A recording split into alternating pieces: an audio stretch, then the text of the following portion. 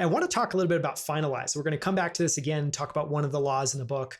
But this is, again, from one of the newsletters you sent out. And I just thought it was too good not to touch on for a second. And then we'll come and dive into it in a deeper way in a little bit. But you end up, talking about that finalizing is really choosing an end.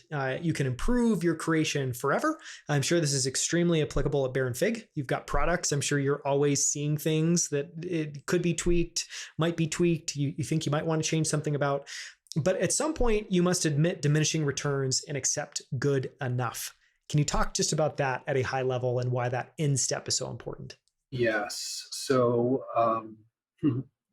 I am gonna. There's bleed over with the law that you mentioned, but think of Zeno's paradox, which is essentially if you take a distance and you divide it in half, you'll never reach the end, right? You'll just keep on dividing it in half infinitely.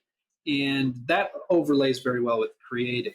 So the very first step you take is when you've got nothing to something. It's a phenomenal step forward, right? Like for Bear and Fig, the first notebook that I made was actually, I had an idea of what a cloth bound notebook should be back when this wasn't a thing. I went to the store, I bought it. I went to the art store, I bought painting canvas, I cut it all up, and I used masking tape, and I made this first version that was absolutely horrendous. But in terms of Zeno's paradox, I just went halfway to the end, and I went from absolutely nothing to holding something that I was able to show some people that I was working with so that they could understand, even minimally, what I was trying to go for. What happens is, as you keep cutting that distance in half and half, at some point you cannot tell that distance is being cut.